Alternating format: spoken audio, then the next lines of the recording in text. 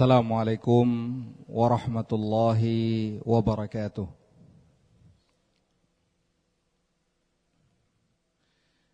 Innal hamdalillah nahmaduhu wa nasta'inuhu wa nastaghfiruh wa na'udzu billahi min shururi anfusina wa min sayyiati a'malina. Man yahdihillahu fala mudilla lahu wa man yudlil fala hadiya lahu. Ashhadu an la ilaha illallah wahdahu la syarika lah wa ashhadu anna Muhammadan abduhu wa rasuluh. Allahumma salli ala Muhammad wa ala ali Muhammad kama sallaita ala Ibrahim wa ala ali Ibrahim innaka Hamidum Majid. Ya ayyuhalladzina amanu taqullaha haqqa tuqatih wa la tamutunna illa wa antum muslimun. Ya ayyuhan nasu taqu rabbakumul ladzi khalaqakum min nafsin wahidah wa khalaqa minha zawjaha wa batha minhuma rijalan katsiran wa nisaa'a wattaqullaha alladzi tasaaluna bihi wal arham innallaha kana 'alaikum raqiba. Ya ayyuhalladzina amanu taqullaha wa qulu qawlan sadida yuslih lakum a'malakum wa yaghfir lakum dhunubakum wa man yuti'illaha wa rasulahu faqad faza fawzan 'azima amma ba'd. Ma'asyiral muslimin, bapak-bapak dan ibu-ibu azani Allah wa iyyakum, senantiasa kita bersyukur kepada Allah yang telah menghidupkan kita setelah Allah wafatkan kita. Sungguh ini adalah merupakan nikmat yang harus kita syukuri dengan senantiasa meningkatkan ketakwaan kepada Allah Subhanahu wa taala.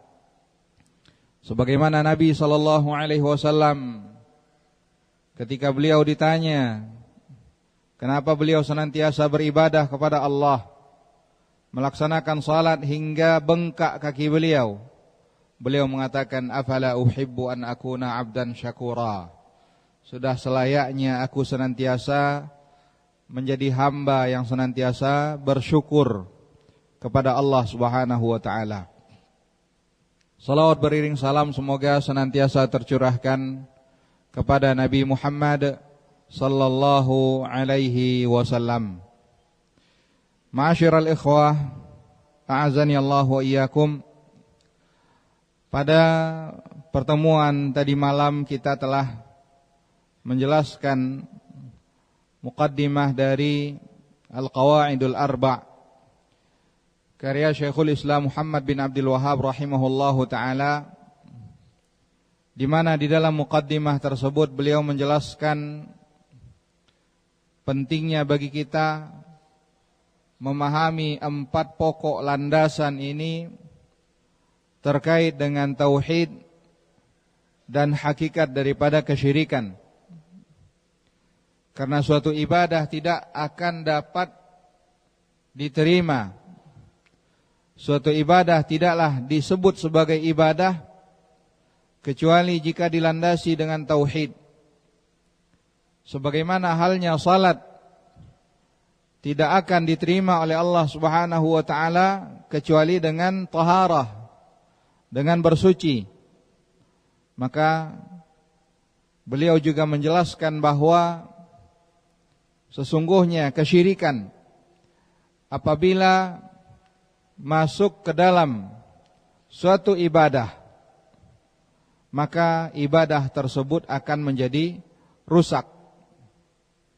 Karena itulah kata beliau, hal yang paling penting yang diketahui oleh seorang hamba adalah bagaimana dia mentauhidkan Allah Subhanahu wa taala dan mengetahui apa hakikat daripada kesyirikan. Selanjutnya muallif rahimahullahu taala beliau membawakan kaidah yang pertama, pokok landasan yang pertama.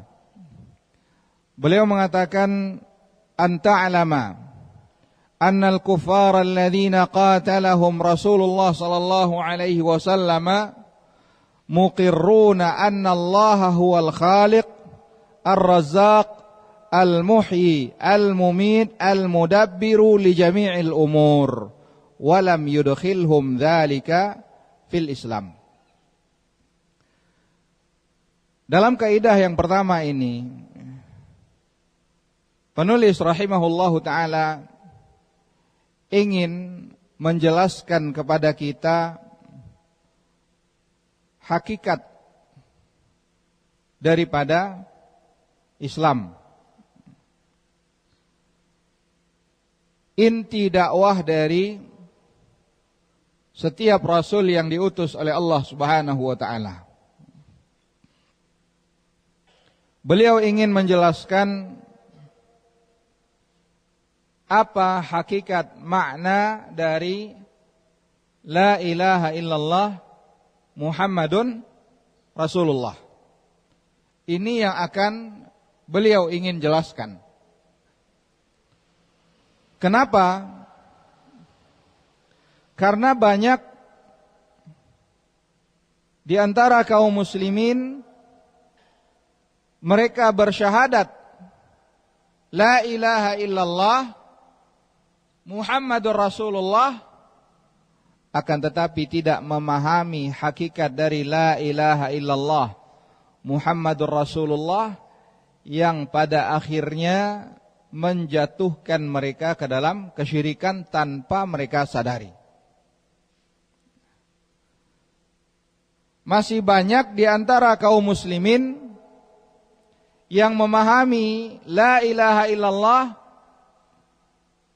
tidak ada yang menciptakan kecuali hanya Allah, tidak ada yang memberikan rezeki kecuali hanya Allah, tidak ada yang menghidupkan kecuali hanya Allah, tidak ada yang mematikan kecuali hanya Allah, tidak ada yang mengatur alam semesta kecuali hanya Allah.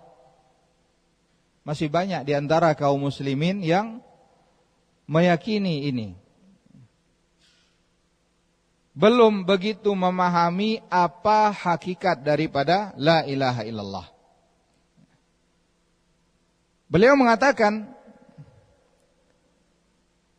kaidah yang pertama adalah hendaknya engkau mengetahui, kata beliau, bahwa orang-orang kafir yang diperangi oleh Rasulullah sallallahu alaihi wasallam, sebagaimana Nabi sallallahu alaihi wasallam menyebutkan, umirtu an uqatilan nas hatta yashhadu an la ilaha illallah. Aku diperintahkan oleh Allah Subhanahu wa taala untuk memerangi manusia hingga mereka mau bersyahadat la ilaha illallah Muhammadur Rasulullah. Ketahuilah, kata beliau, bahwa orang-orang kafir yang diperangi oleh Rasulullah sallallahu alaihi wasallam, mereka meyakini bahwa Allah lah yang menciptakan, Allah lah yang memberikan rezeki, Allah lah yang menghidupkan, Allah lah yang mematikan, Allah lah yang mengatur segala alam semesta. Dan itu semuanya, keyakinan mereka itu, walaupun mereka mempercayai bahwa Allah menciptakan, Allah yang memberikan rezeki, Allah yang menghidupkan, Allah yang mematikan, Allah yang mengatur alam semesta, walaupun mereka meyakini itu semuanya, tapi itu tidak cukup menjadikan mereka sebagai seorang muslim.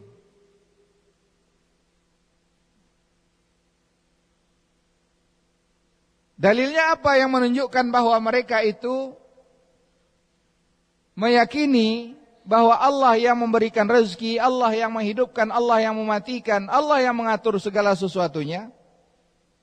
Di dalam Al-Quran Allah Subhanahu wa ta'ala menyebutkan, Qul, katakanlah olehmu hai Muhammad, may yarzuqukum minas sama'i wal ard. Katakanlah kepada mereka, ya Muhammad, siapa yang memberikan rezeki kepada kalian dari langit dan bumi? Amma yamliku sam'a wal absar. Siapa yang memiliki pendengaran dan penglihatan? Wa may yukhrijul hayya minal mayyit. Siapa yang mengeluarkan makhluk hidup dari sesuatu yang mati. Wa yukhrijul mayyita minal hayy. Dan begitu pula yang mengeluarkan makhluk hidup dari sesuatu yang mati, atau mengeluarkan sesuatu yang mati dari makhluk hidup. Wa may yudabbirul amra, dan siapa yang mengatur segala perkara di alam semesta ini. Allah mengatakan apa jawaban mereka? Fasayaquluna Allah. Mereka berkata yang melakukannya adalah Allah Subhanahu wa taala. Orang-orang kafir, mereka semuanya meyakini itu semua. Allah di sini mengatakan dengan jelas, mereka akan mengatakan yang melakukan itu semua adalah Allah. Tapi apakah Nabi SAW berhenti memerangi mereka ketika mereka meyakini itu? Tidak. Justru Nabi SAW mengajak mereka untuk mengucapkan la ilaha illallah. Tapi apa jawaban mereka ketika diajak untuk mengucapkan la ilaha illallah? Apakah mereka mau mengucapkan la ilaha illallah? Surat Al-Masad yang kita baca. Tabbat yada Abi Lahab wa tab. Abu Lahab itu siapa? Pamannya Rasulullah sallallahu alaihi wasallam. Sebelum Nabi sallallahu alaihi wasallam diutus oleh Allah Subhanahu wa taala, beliau dikenal sebagai seorang yang al-amin. Seorang yang amanah, yang dipercaya. Sehingga ketika beliau mengumpulkan, ketika Allah Subhanahu wa taala perintahkan wa anzir ashiratakal aqrabin, berikanlah peringatan kepada karib kerabat keluargamu. Nabi SAW mengumpulkan kerabat-kerabat beliau. Beliau bertanya, bagaimana jika sekiranya aku sampaikan bahwa di belakang bukit ini ada pasukan yang sudah bersiap-siap untuk menyerang kalian? Mereka justru berkata, ma jarrabna alaika kadhiba. Tidak pernah sedikit pun kami mendapatkan engkau itu berdusta. Artinya mereka percaya. Tapi ketika Nabi SAW menyampaikan bahwa beliau diutus oleh Allah Subhanahu wa taala membawa peringatan dari azab yang amat sangat pedih, mereka diajak untuk mengucapkan la ilaha illallah. Apa jawaban mereka? Di antaranya Abu Lahab, beliau berkata, tabban laka ya Muhammad, alihada jama'atana. Celaka engkau ya Muhammad, apa hanya untuk ini engkau mengumpulkan kita semua? Kenapa ketika mereka diperintahkan untuk mengucapkan la ilaha illallah, mereka justru mengatakan aja'alal alihata ilaha wahida inna hadza la syai'un ujab. Apakah Muhammad ingin menjadikan Tuhan yang disembah itu hanya satu saja? Sungguh ini adalah merupakan perkara yang sangat aneh. Mereka faham makna dari la ilaha illallah. Ini yang banyak tidak difahami oleh kaum muslimin saat ini. Akan tetapi orang-orang musyrik dahulu mereka faham makna la ilaha illallah, hakikat dari la ilaha illallah. Ketahuilah ikhwatal iman azani Allah wa iyyakum bahwa hakikat la ilaha illallah yang sebenar-benarnya adalah kalimat la ilaha illallah itu memiliki dua rukun. La ilaha dan illallah, ada dua rukun. La ilaha ini disebut dengan nafyun, penafian, menyingkirkan, meniadakan, menghilangkan. Apa yang disingkirkan, apa yang dihilangkan, apa yang ditiadakan? Menghilangkan penghambaan kepada makhluk. Ini yang harus menghilangkan segala macam bentuk penghambaan kepada makhluk. Kemudian apa yang harus ditetapkan? Yaitu illallah, menjadikan penghambaan tersebut semata-mata hanya bagi Allah Subhanahu wa taala. Sehingga hanya Allah lah yang ditaati, hanya perintah Allah lah yang dikerjakan, larangan Allah yang ditinggalkan. Seorang menghilangkan penghambaan kepada makhluk, maka tidak ada di dalam dirinya kecintaan terhadap segala sesuatu yang dibenci oleh Allah Subhanahu wa taala. Maka seorang mukmin pasti akan mendahulukan segala sesuatu yang datang dari Allah Subhanahu wa taala, karena Allah Subhanahu wa taala memerintahkan hal yang demikian. La tuqaddimu baina yadayillahi wa rasulih. Jangan kalian mendahulukan suatu apapun atas Allah dan Rasulnya.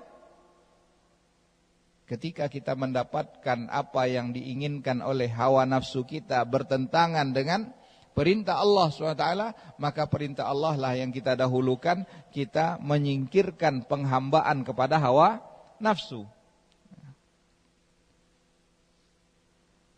Orang-orang musyrik dahulu mereka faham, kalau mereka mengucapkan la ilaha illallah, maka segala macam bentuk peribadatan yang dahulu mereka lakukan, itu tidak boleh lagi mereka lakukan. Mereka beribadah kepada selain Allah, mereka berdoa kepada selain Allah, mereka melakukan penyembelihan bagi selain Allah, mereka sujud kepada selain Allah. Mereka paham kalau mereka mengucapkan la ilaha illallah, mereka harus meninggalkan itu semuanya, menjadikan semua ibadah mereka itu hanya kepada Allah. Mereka tidak boleh lagi bernazar kecuali hanya kepada Allah. Mereka tidak boleh lagi melakukan penyembelihan kecuali hanya kepada Allah. Mereka tidak boleh lagi meminta kecuali hanya kepada Allah. Mereka tidak boleh lagi melakukan segala macam bentuk peribadatan kecuali hanya bagi Allah Subhanahu wa taala. Ini yang mereka fahami. Karena itulah mereka tidak mau mengucapkan la ilaha illallah. Jadi ini kaidah yang pertama yang ingin disampaikan oleh penulis di sini. Hakikat la ilaha illallah itu adalah menghilangkan penghambaan kepada makhluk dan menjadikan penghambaan semata-mata hanya kepada Allah. Dan makna la ilaha illallah yang tepat itu adalah la ma'buda haqqun illallah. Tidak ada zat yang hak untuk diibadahi kecuali hanya Allah Subhanahu wa taala. Kalau ini sudah dapat kita pahami, kita mengetahui bagaimana hakikat daripada mentauhidkan Allah.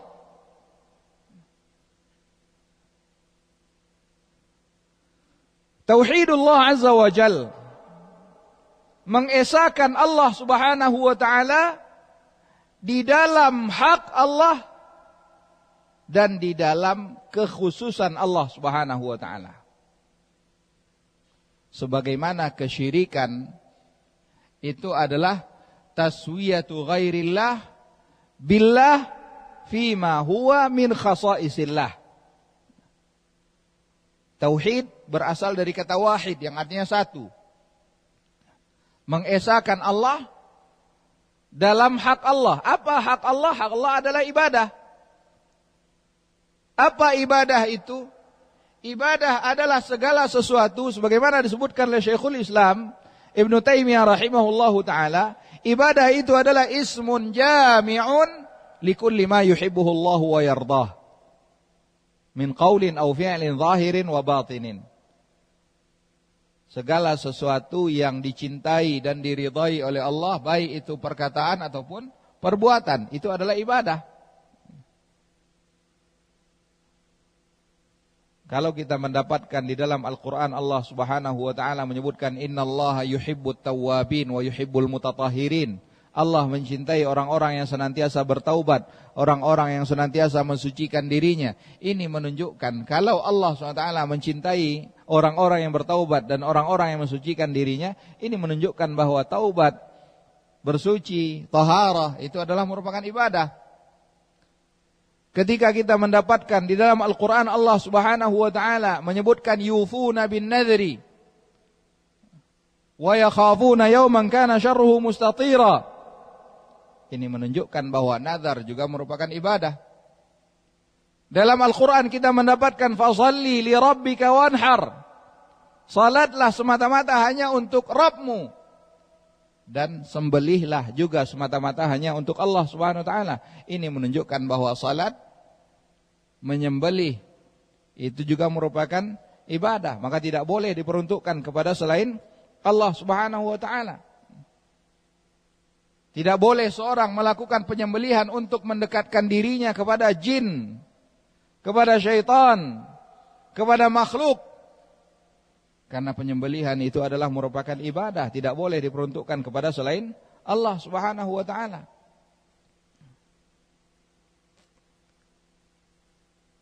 Ketika Allah Subhanahu wa ta'ala menyebutkan idh tastaghithuna rabbakum, ingatlah ketika kalian beristighatsah, meminta kepada Allah Subhanahu wa ta'ala agar kalian dilepaskan, dibebaskan dari kesempitan. Kemudian Allah Subhanahu wa ta'ala mengabulkan permintaan kalian. Ini menunjukkan bahwa istighatsah itu juga merupakan ibadah. Sering kita mendengar istighatsah kubra ataupun yang semisalnya. Maka ketahuilah itu adalah merupakan ibadah, maka tidak boleh diperuntukkan kecuali hanya kepada Allah Subhanahu wa ta'ala.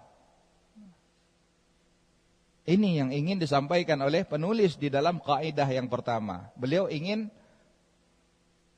memberikan pemahaman kepada kita apa hakikat daripada tauhid.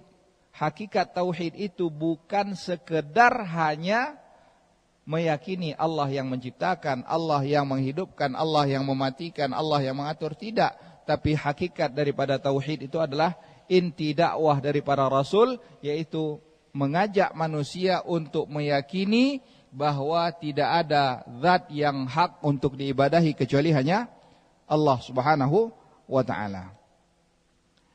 Ini kaidah yang pertama. Kemudian kaidah yang kedua, beliau mengatakan al-qa'idah ats-tsaniyah annahum yaquluna ma da'awnahum wa tawajjahna ilaihim illa li talabil qurbati wasyafa'ah. Fadalilul qurbah qauluhu ta'ala walladzina ittakhadhu min dunihi awliya ma na'buduhum illa liyuqarribuna ila Allahi zulfa innallaha yahkumu bainahum fima hum fihi yakhtalifun innallaha la yahdi man huwa kadhibun kafar. Wa dalilus syafa'ah qauluhu ta'ala wa ya'buduna min dunillah ma la yadurruhum wa la yanfa'uhum wa yaquluna haula'i syufa'auna 'indallah. Beliau mengatakan dalam kaidah yang kedua ini beliau ingin memberikan pemahaman kepada kita. Annahum, yaitu orang-orang kafir, mereka mengatakan, dalam kaidah pertama tadi beliau menjelaskan bagaimana keyakinan orang kafir. Orang kafir meyakini bahwa Allah yang, mereka mengimani bahwa Allah yang menciptakan, Allah yang mengatur, Allah yang menghidupkan, Allah yang mematikan, Allah yang memberikan rezeki. Orang kafir yakin ini. Nah, di dalam kaidah yang kedua ini beliau juga ingin menyampaikan apa alasan-alasan orang kafir itu mereka berdoa kepada patung-patung, kepada orang-orang yang dianggap sebagai orang-orang salih. Sebagaimana Allah Subhanahu wa ta'ala menyebutkan bagaimana kaum dari Nabi Nuh berkata, wa qalu la tadharunna alihatakum.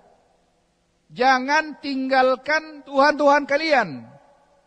Jangan tinggalkan menyembah Tuhan-Tuhan kalian. Jangan tinggalkan Waddan, Suwa'an, Yaghutha, Ya'uqa wa Nasra. Ada 5 nama yang disebutkan di situ. Waddan, Suwa'an, Yaghutha, Ya'uqa, Nasra. Ibnu Abbas radhiyallahu anhuma, beliau menjelaskan bahwa 5 nama ini adalah nama orang-orang saleh. Orang-orang saleh dari kaum Nabi Nuh alaihi salam. Ketika mereka meninggal dunia, auha syaitanu ila qaumi an insibu fi majalisihim allati kanu fiha. Ketika mereka meninggal dunia, syaitan berkata kepada kaum orang-orang saleh tersebut yang masih hidup, buat patung-patung mereka. Tujuannya apa? Untuk diingat, dikenang bagaimana mereka dahulu beribadah. Sehingga dapat menjadi motivasi bagi orang-orang yang masih hidup, dapat menjadi motivasi, semangat di dalam beribadah. Nah, ketika generasi pertama tersebut telah meninggal dunia, hilang semuanya, dan ilmu pun sudah mulai sirna, barulah syaitan membisikkan kepada generasi berikutnya bahwa patung-patung tersebut dahulu disembah. Patung-patung itu dahulu dilakukan penyembelihan di sana untuk memuliakannya, untuk mendekatkan diri kepada patung-patung tersebut, untuk meminta kepada patung-patung tersebut. Dan yang pertama kali membawa patung-patung berhala ke Jazirah Arab adalah Amr bin Luhai al-Khuzai. Dialah yang pertama kali membawa patung-patung berhala ke Jazirah Arab. Nah, orang-orang musyrik, mereka berkata apa yang mereka lakukan kepada Lata, kepada Uzza, kepada Manah, berhala-berhala yang ada, bahkan lebih dari 300 berhala yang ada di sekitar Ka'bah. Mereka mengatakan bahwa mereka tidak meminta kepada patung-patung itu. Mereka tahu patung-patung itu tidak dapat melakukan apa-apa. Mereka berkata, "Ma da'awnahum wa tawajjahna ilaihim illa li talabil qurbah." Kecuali berharap agar didekatkan kepada Allah Subhanahu wa taala, agar mendapatkan syafaat. Jadi kata mereka, patung-patung ini itu adalah orang-orang saleh. Patung dari orang-orang saleh. Orang-orang saleh ini punya kedudukan di sisi Allah Subhanahu wa taala. Sebagaimana para nabi itu memiliki kedudukan di sisi Allah Subhanahu wa taala. Maka kami jadikan mereka ini sebagai perantara untuk mendekatkan diri kami kepada Allah. Ini alasan mereka. Karena mereka tadi, dalam kaidah pertama sudah dijelaskan bahwa mereka yakin bahwa yang mengatur alam semesta ini adalah Allah. Sehingga mereka meminta kepada patung-patung itu bukan karena keyakinan mereka patung itu yang memberi, tidak. Mereka yakin yang memberi adalah Allah, tapi mereka berdoa melalui patung-patung tersebut, berhala-berhala tersebut. Kenapa? Keyakinan mereka itu akan mendekatkan mereka kepada Allah Subhanahu wa taala. Artinya dalam beribadah itu harus ada perantara. Menurut mereka, kita ini adalah orang-orang pendosa yang banyak dosa. Kita ini bukan orang-orang yang suci. Maka tidak layak kita beribadah langsung kepada Allah. Harus ada perantara yang menghubungkan kita dengan Allah Subhanahu wa taala. Ini yang mereka yakini. Yang mereka lakukan itu semata-mata untuk mendekatkan diri. Bukan karena keyakinan mereka bahwa memang berhala-berhala itulah yang memberikan manfaat, menjauhkan madarat. Tidak. Allah Subhanahu wa taala mengatakan walladzina ittakhadhu min dunihi awliya ma na'buduhum illa liyuqarribuna ila Allahi zulfa. Dan orang-orang yang menjadikan sekutuan bagi selain Allah Subhanahu wa taala, mereka mengatakan ma na'buduhum, kami tidak beribadah kepada mereka melainkan illa liyuqarribuna, melainkan hanya untuk mendekatkan diri, mendekatkan diri kami kepada Allah. Innallaha yahkumu bainahum fima hum fihi yakhtalifun, dan Allah SWT akan menghukumi antara mereka dalam perselisihan yang mereka ada di dalamnya. Innallaha la yahdi man huwa kadzibun kafar. Allah tidak akan memberikan petunjuk bagi orang-orang pendusta, begitu pula orang-orang yang kafir. Dalam ayat lainnya Allah SWT menyebutkan wa ya'buduna min dunillah. Mereka menyembah selain Allah Subhanahu wa taala ma la yadurruhum wa la yanfa'uhum. Mereka menyembah selain Allah sesuatu yang sama sekali tidak dapat menimpakan madarat, tidak dapat memberikan manfaat. Dan mereka mengatakan, kenapa mereka beribadah kepada sesuatu yang sama sekali tidak dapat menimpakan madarat, tidak dapat memberikan manfaat? Mereka mengatakan, haula'i syufa'auna indallah. Mereka itu adalah orang-orang yang memberikan syafaat bagi kami di sisi Allah. Jadi mereka tidak beribadah kepada orang-orang itu. Mereka yakin orang-orang ini orang saleh, mereka punya kedudukan di sisi Allah SWT, maka mereka lah yang mendekatkan kami kepada Allah, mereka lah yang memberikan syafaat bagi kami di sisi Allah SWT. Ini tujuan mereka. Di sini Syekhul Islam Muhammad bin Abdul Wahhab rahimahullahu taala ingin menjelaskan bahwa apa yang terjadi di tengah-tengah kaum muslimin, kesyirikan-kesyirikan yang terjadi di tengah-tengah kaum muslimin itu sama persis dengan apa yang dilakukan oleh orang-orang musyrik dahulu. Kalau kaum muslimin saat ini mengatakan menziarahi kuburan fulani, kuburan-kuburan yang dianggap sebagai kuburan orang-orang saleh, datang kepada kuburan tersebut, berdoa di kuburan dengan keyakinan ini orang saleh. Kami tahu mereka tidak dapat memberikan manfaat, tidak dapat memberikan madarat, tapi kami yakin dia ini orang saleh. Kami datang ke sini agar mereka mendekatkan kami kepada Allah. Kami bertawassul dengan mereka kepada Allah. Kami mengharapkan syafaat dari mereka di sisi Allah SWT. Sama antara apa yang dilakukan oleh kaum muslimin saat ini dengan kondisi yang dilakukan oleh orang-orang musyrik dahulu. Ini yang ingin dijelaskan oleh Syekhul Islam Muhammad bin Abdul Wahhab rahimahullahu taala. Maka ikhwatal iman a'azani Allah wa iyyakum. Hal ini perlu kita fahami. Dalam beribadah kepada Allah Subhanahu wa taala, kita tidak diperbolehkan menjadikan perantara antara diri kita dengan Allah SWT. Dalam berdoa kita diperintahkan secara langsung untuk berdoa kepada Allah. Wa qala rabbukum ud'uni, kata Allah. Wa qala rabbukum, dan Rabb kalian itu berkata, ud'uni, berdoalah kepadaku, mintalah kepadaku. Apakah di situ Allah SWT memerintahkan berdoalah kalian melalui perantaraan si fulan dan si alan? Tidak, Allah justru berkata berdoalah kalian kepadaku. Wa qala rabbukum ud'uni astajib lakum, aku akan kabulkan, kata Allah. Allah juga menyebutkan wa idza sa'alaka 'ibadi 'anni fa inni qarib ujibu da'watad da'i idza da'an. Apabila hambaku bertanya kepadamu tentang engkau ya Muhammad, tentang diriku ya Muhammad, katakan sesungguhnya aku dekat dengan mereka.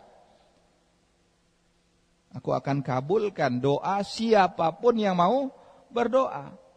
Kalau tadi alasannya kita ini adalah orang pendosa, orang yang kotor, orang yang bergelimang dosa dan maksiat, sehingga apakah mungkin doa kita ini didengarkan oleh Allah SWT?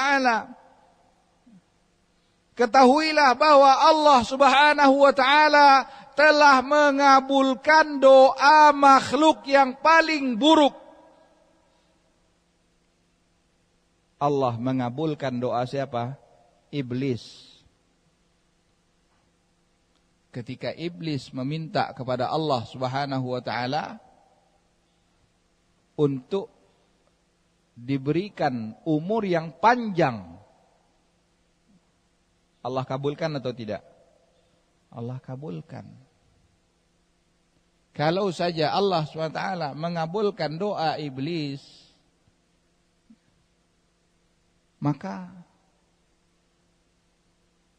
ini sudah seharusnya membuat kita tidak berputus asa dari rahmat Allah SWT. Justru seharusnya kita hendaknya senantiasa mengingat bahwa Allah itu gembira ketika ada seorang hamba yang menyadari kesalahannya, dia bertaubat kepada Allah, dia meminta, berdoa kepada Allah Subhanahu wa taala. Kemudian kata beliau, wasyafa'atu syafa'atan.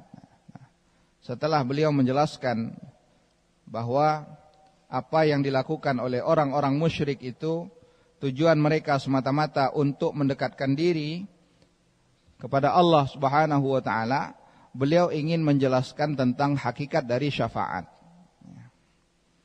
Karena orang-orang musyrik mereka mengatakan wa yaquluna haula'i syufa'auna indallah.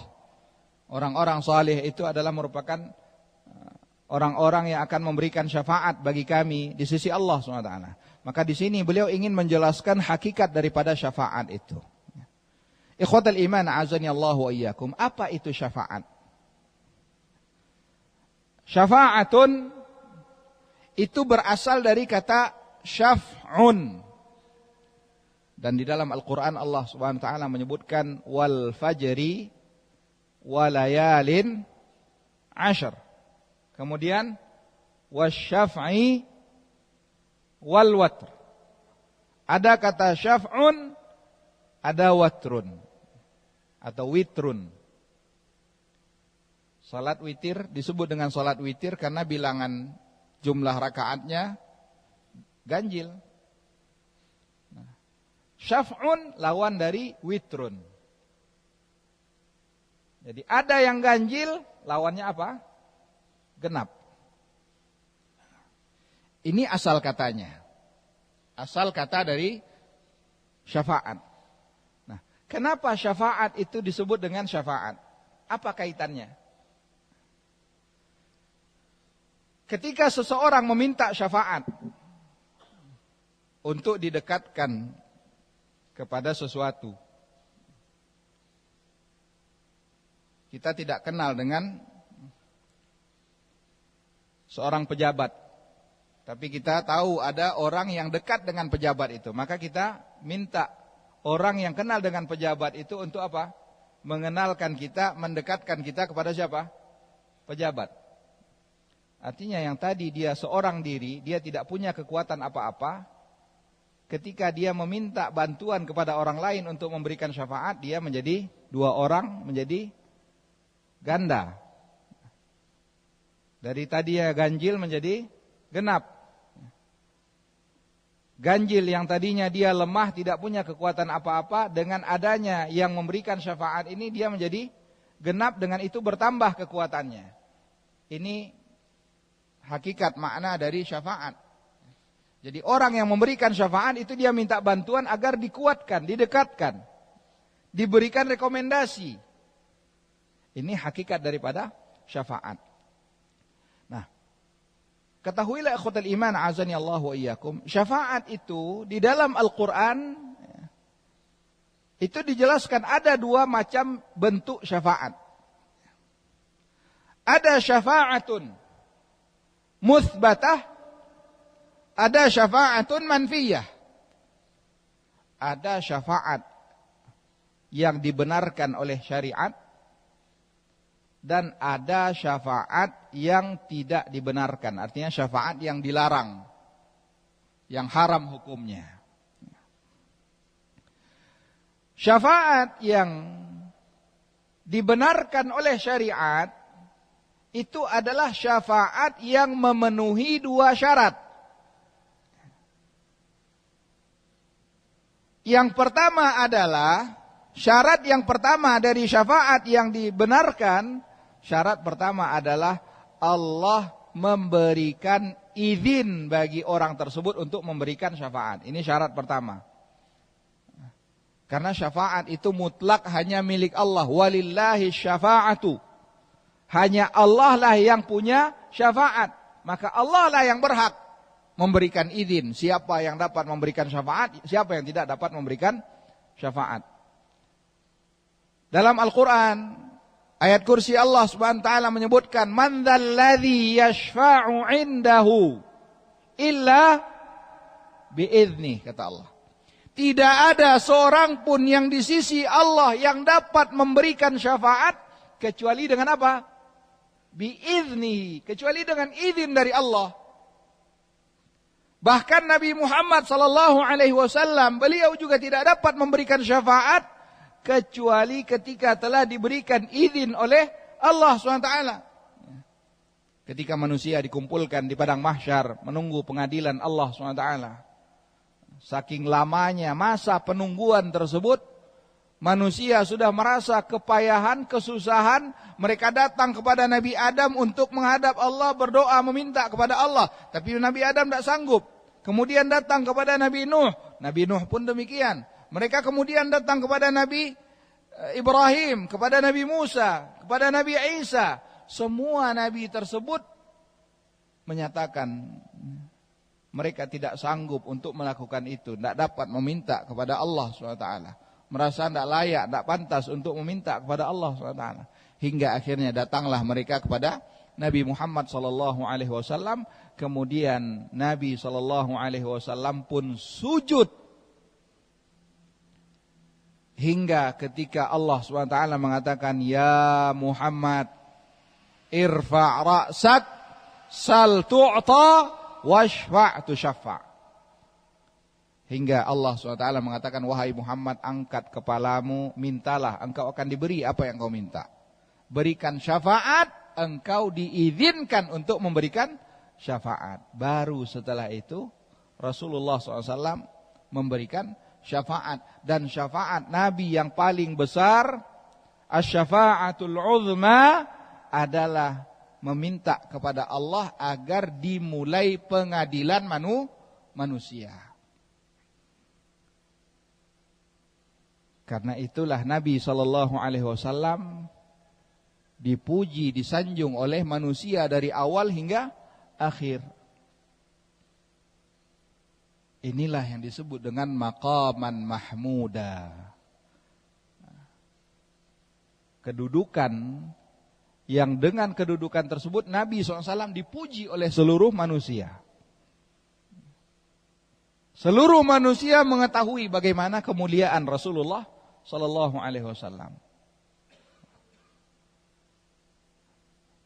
Ini syarat pertama. Syafaat itu harus dengan izin Allah Subhanahu wa taala. Syarat yang kedua, Allah Subhanahu wa taala ridha kepada orang yang akan mendapatkan syafaat. Artinya apa? Untuk mendapatkan syafaat tersebut, seseorang harus melakukan segala sesuatu yang dicintai dan diridhai oleh Allah. Karena tidak mungkin seseorang itu mendapatkan cinta dan ridha Allah apabila dia melakukan sesuatu yang dibenci oleh Allah Subhanahu wa taala.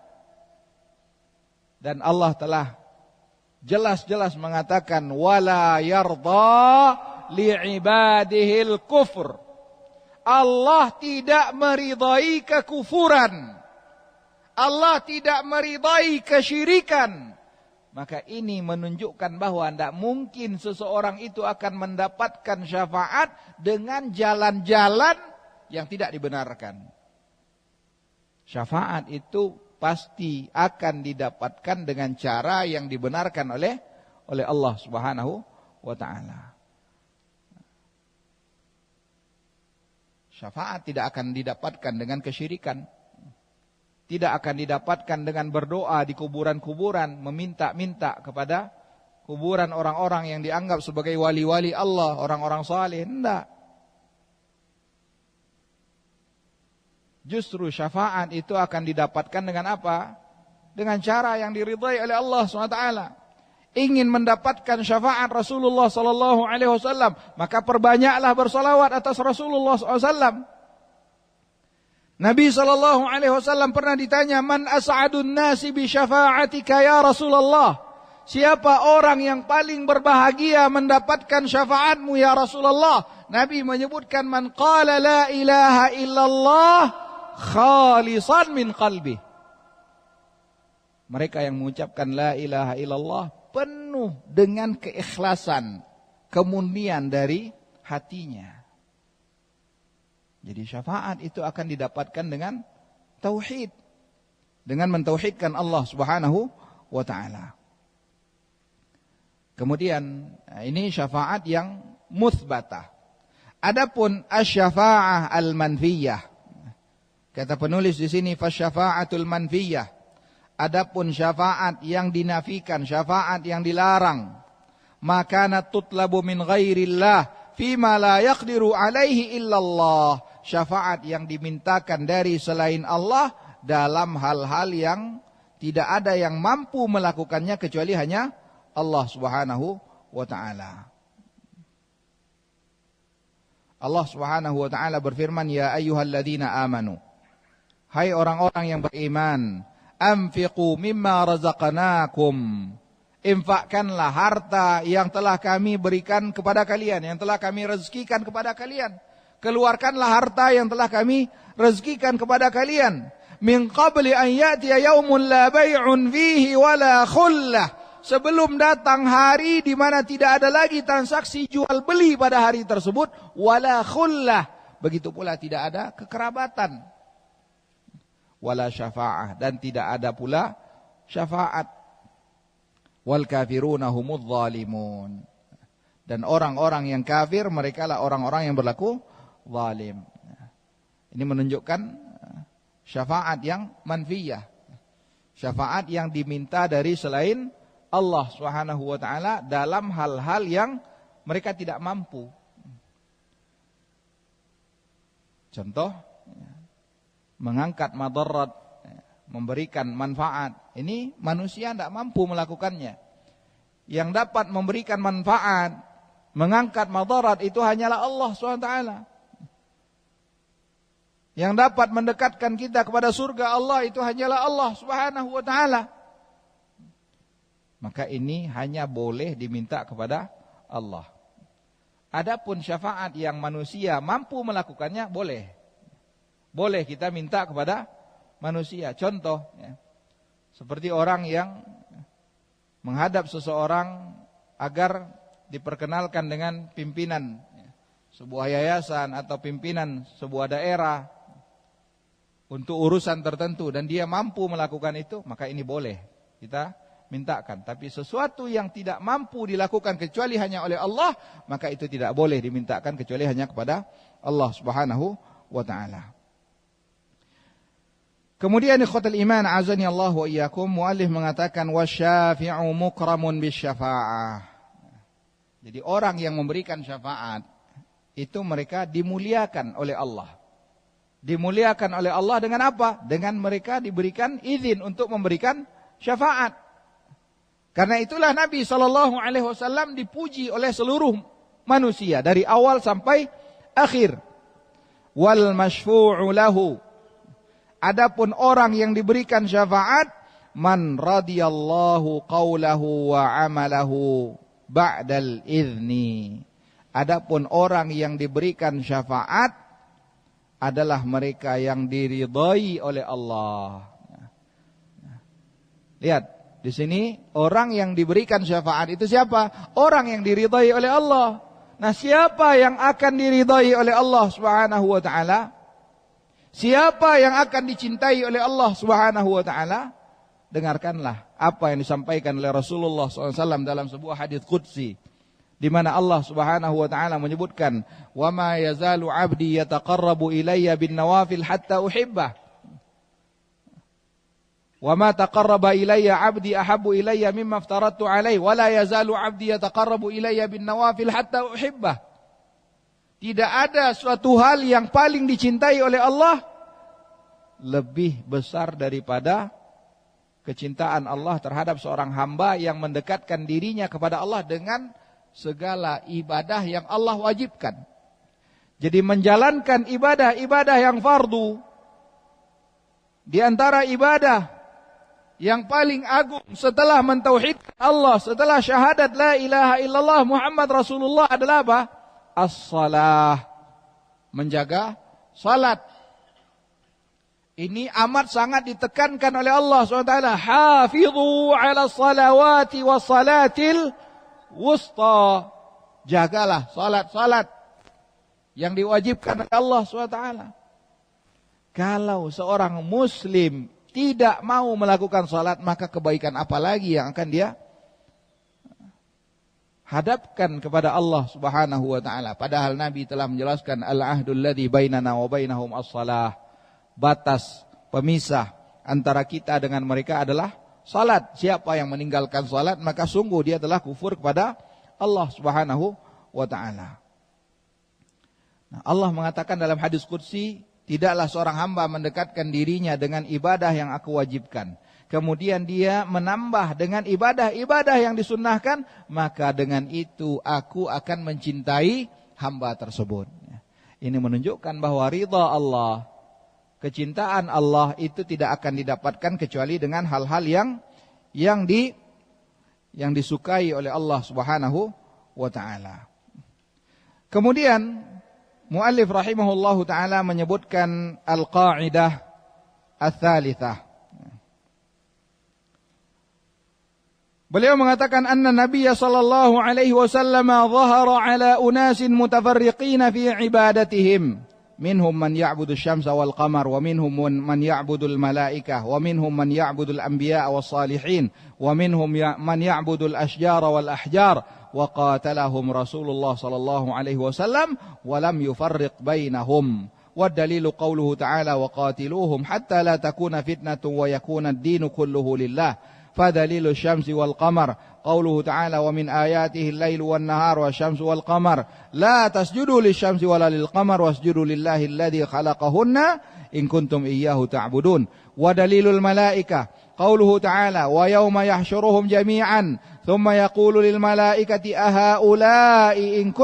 أهؤلاء إياكم كانوا يعبدون قالوا سبحانك أنت ولينا من دونهم بل كانوا يعبدون الجن أكثرهم بهم مؤمنون. ودليل الأنبياء قوله تعالى وإذ قال الله يا عيسى ابن مريم أأنت قلت للناس اتخذوني وأمي إلهين من دون الله قال سبحانك ما يكون لي أن أقول ما ليس لي بحق.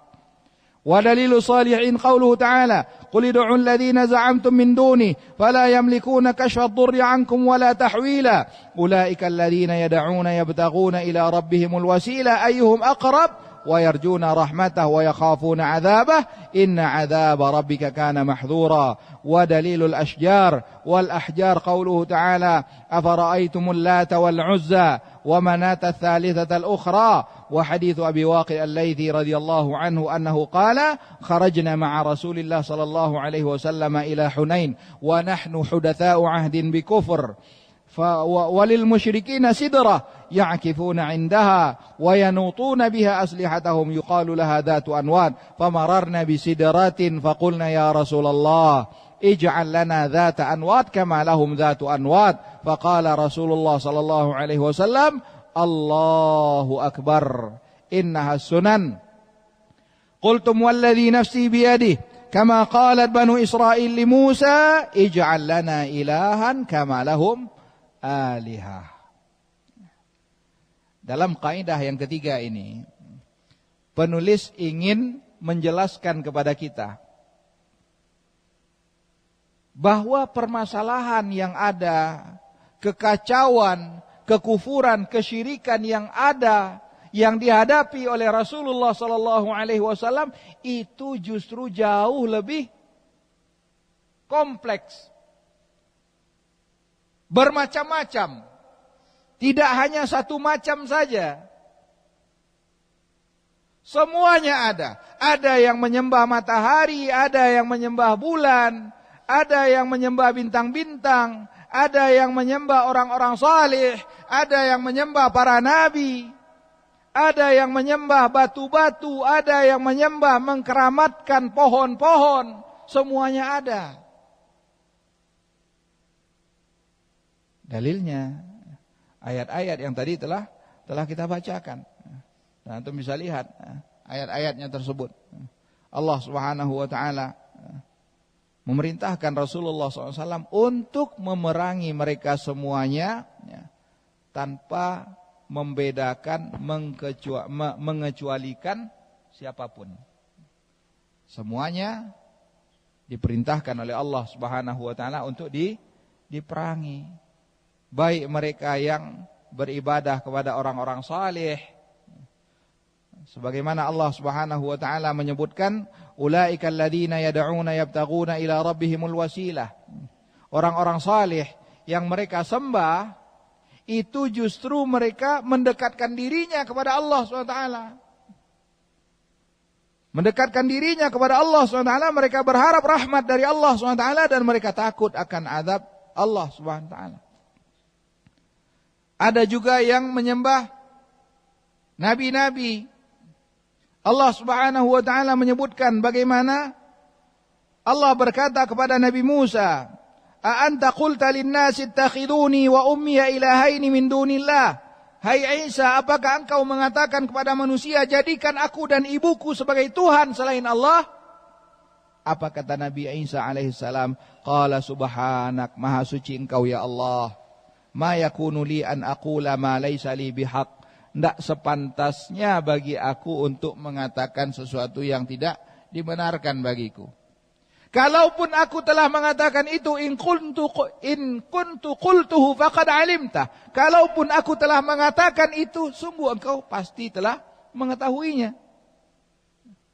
Ini tidak dikatakan oleh Nabi Isa alaihissalam. Ini menunjukkan ada yang menyembah Nabi. Ada pula yang menyembah malaikat. Allah Subhanahu wa taala menyebutkan wa yauma yahsyuruhum jami'a. Ketika Allah mengumpulkan mereka semuanya, thumma yaqulu lil malaikah. Kemudian Allah berkata kepada para malaikat, ahaula iyyakum kanu ya'budun, apakah mereka ini yang dahulu menyembah kalian? Allah berkata kepada para malaikat, apakah mereka ini yang dahulu menyembah kalian? Qalu subhanak. Para malaikat berkata, maha suci engkau ya Allah, anta waliyuna min dunihim. Engkaulah wali kami, bukan mereka. Bal kanu ya'budunal jin. Mereka sebenarnya hanya menyembah jin saja. Aktaruhum bihi mu'minun. Kebanyakan mereka beriman kepada jin. Dan Allah telah menjelaskan hal ini di dalam surat Al-Jin. Bagaimana jin itu merasa pongah, merasa bangga ketika manusia itu justru meminta perlindungan kepada mereka. Ada juga yang menyembah patung-patung, menyembah pohon-pohon, menyembah batu-batu, pohon besar yang dikeramatkan. Banyak keyakinan seperti ini.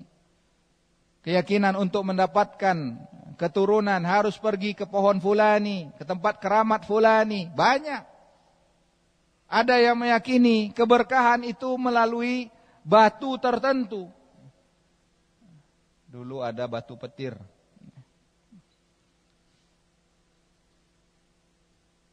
Yang diyakini dicelupkan, itu seorang anak kecil dapat batu, kemudian orang berbondong-bondong ke situ minta apa? Keberkahan dari batu itu. Datang ke situ hanya untuk apa? Dicelupkan batunya ke dalam air, kemudian airnya dianggap memberi berkah. Ini ada. Bukan hanya saat ini, dahulu juga sudah ada. Nabi SAW dalam hadis Abu Waqid Al-Laythi rahimahullahu ta'ala radhiyallahu an, beliau mengatakan kharajna ma'a Rasulillah. Kami keluar bersama dengan Rasulullah ke perang Hunain. Dan saat perang Hunain itu jumlah kaum muslimin sangat banyak, hingga Allah mengatakan wa yauma hunainin idz a'jabatkum kathratukum falam tughni 'ankum minallahi syai'a. Ingatlah pada saat perang Hunain ketika kalian merasa takjub dengan jumlah kalian yang sangat banyak, tapi itu sama sekali tidak berguna apa-apa di sisi Allah Subhanahu wa taala. Allah berikan pelajaran bagi kaum muslimin. Abu Waqid menceritakan ketika kami keluar bersama dengan Rasulullah SAW pada saat perang Hunain, dan saat itu kata Abu Waqid, wa nahnu hudatsa'u ahdin bi kufrin. Saat itu kami baru saja meninggalkan kekufuran. Artinya kami baru masuk Islam. Nah, orang yang baru masuk Islam, keyakinan-keyakinan, kebiasaan-kebiasaan yang mereka lakukan pada masa jahiliyah dahulu, itu masih kuat melekat di dalam diri mereka. Karena mereka baru saja masuk Islam. Masih banyak hal-hal kebiasaan jahiliyah yang mereka yakini. Di antaranya apa? Meyakini ada keberkahan dari suatu pohon yang dikeramatkan. Nah, kata Abu Waqid, walil musyrikina sidratun ya'kifuna indaha wa yanutuna biha aslihatahum. Orang-orang musyrik itu punya sebuah pohon. Pohon yang mereka keramatkan. Ya'kifuna indaha. Mereka duduk i'tikaf di situ. Istilah sekarangnya itu apa? Ngalap berkah. Mereka mengharapkan berkah dari pohon tersebut sehingga mereka duduk di situ. Mereka gantungkan senjata mereka dengan harapan apa? Senjata mereka itu bagus nanti ketika dipakai. Famarar yuqalu laha dzatu anwar. Pohon yang mereka keramatkan itu disebut dengan dzatu anwar. Famararna bisidratin. Maka kemudian kata Abu Waqid, kami pun melintasi pohon itu. Ketika kami melintasi pohon tersebut, kami ingat kebiasaan kami waktu jahiliyah dahulu, waktu dalam kondisi musyrik dahulu. Maka kami pun berkata, ya Rasulullah, jadikanlah bagi kami sebuah pohon keramat sebagaimana orang-orang musyrik itu juga punya pohon keramat. Maka lihatlah ketika mendengar hal tersebut, Nabi SAW justru mengatakan Allahu Akbar. Ketika beliau melihat satu kemungkaran yang sangat besar, beliau bertakbir Allahu Akbar. Innahas sunan. Sungguh ini adalah kebiasaan dari umat-umat terdahulu, kesyirikan umat-umat terdahulu. Dan Nabi SAW menjelaskan bahwa kita umat Nabi Muhammad SAW pasti akan mengikuti apa yang kebiasaan-kebiasaan orang-orang kafir. La tattabi'unna sanana man kana qablakum shibran bi shibrin. Kalian pasti akan mengikuti tradisi kebiasaan umat-umat terdahulu sejengkal demi sejengkal. Hatta law dakhalu juhra dabbin. Hingga kalaupun sekiranya mereka itu masuk ke dalam lubang kadal dab. Yang mana lubangnya itu di dalam itu berkelok-kelok. La dakhaltumuh, kata Nabi, kalian pun pasti akan turut mengikutinya. Dan terbukti apa yang dikatakan oleh Nabi SAW. Betapa banyak di antara kaum muslimin saat ini mengikuti tradisi, adat, kebiasaan masyarakat jahiliyah, orang-orang kafir. Terbukti apa yang dikatakan oleh Nabi SAW. Ini menunjukkan bahwa ada di antara kaum muslimin yang melakukan hal-hal sebagaimana yang telah disampaikan oleh Allah Subhanahu wa taala, disampaikan oleh Rasulullah sallallahu alaihi wasallam. Jadi di sini dalam kaidah yang ketiga ini muallif ingin menjelaskan kepada kita bahwa semua yang ada pada masyarakat jahiliyah dahulu itu pun saat ini juga ada. Sebagaimana Nabi SAW dahulu menghadapi masyarakat yang berbagai macam tipe kesyirikannya, begitu pula saat ini tipe-tipe kesyirikan itu juga ada. Kemudian pada kaidah yang keempat, penulis ingin menyampaikan kepada kita anna musyriki zamanina aghladu syirkan minal awwalin li'anna al-awwalina yusyrikuna fil rakha'i wa yukhlisuna fi syiddah wa musyriku zamanina syirkuhum daimun fil rakha'i wa syiddah wa dalilu qawluhu ta'ala fa idza rakibu fil fulki da'u Allah mukhlishina lahud-din falamma najjahum ilal barri idahum yusyrikun.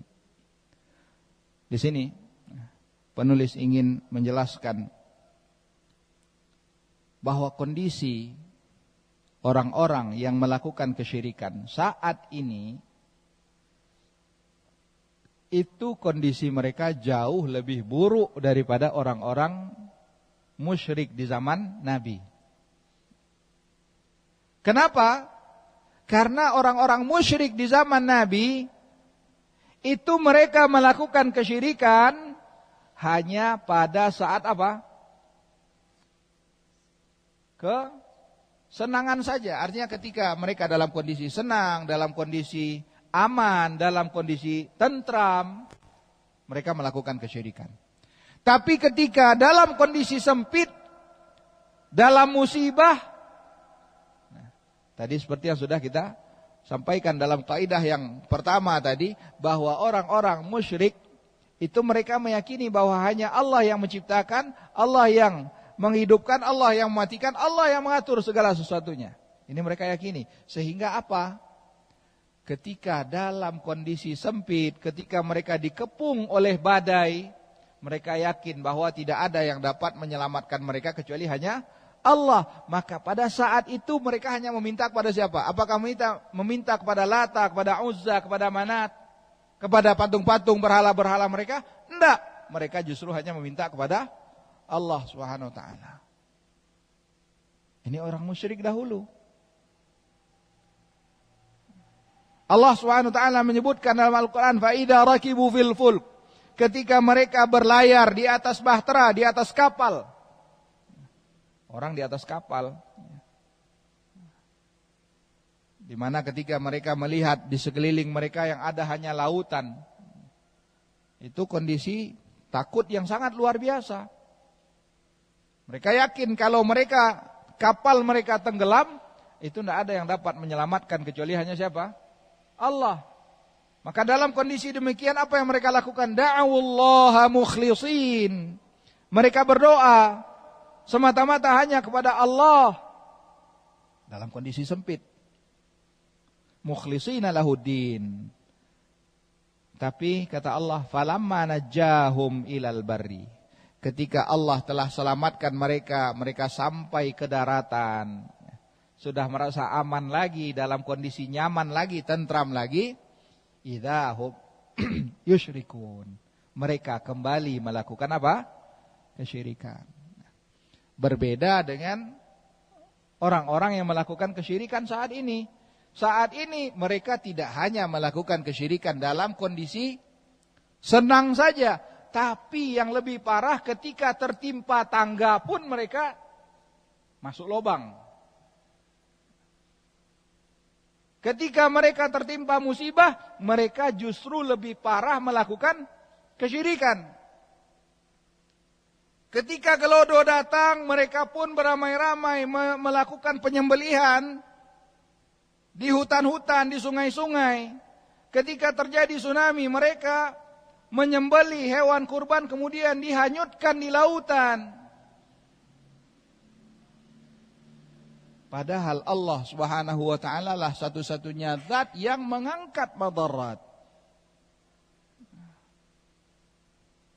Jadi 4 kaidah ini ikhwatal iman azani Allah wa iyyakum adalah pokok landasan penting yang sudah seharusnya kita fahami. Kalau kita memahami 4 pokok landasan ini, maka akan jelaslah bagi kita apa sebenarnya hakikat dari tauhid, bagaimana caranya kita mentauhidkan Allah SWT, dan apa hakikat daripada kesyirikan. Jadi di sini penulis ingin menjelaskan kepada kita bahwa sebagai seorang muslim kita harus mentauhidkan Allah. Kenapa? Karena kita harus menjaga ibadah kita agar tetap diterima, jangan sampai dihapuskan oleh Allah SWT. Karena kalau seorang itu beribadah dan dia melakukan kesyirikan, maka ibadahnya akan dihapuskan oleh Allah SWT.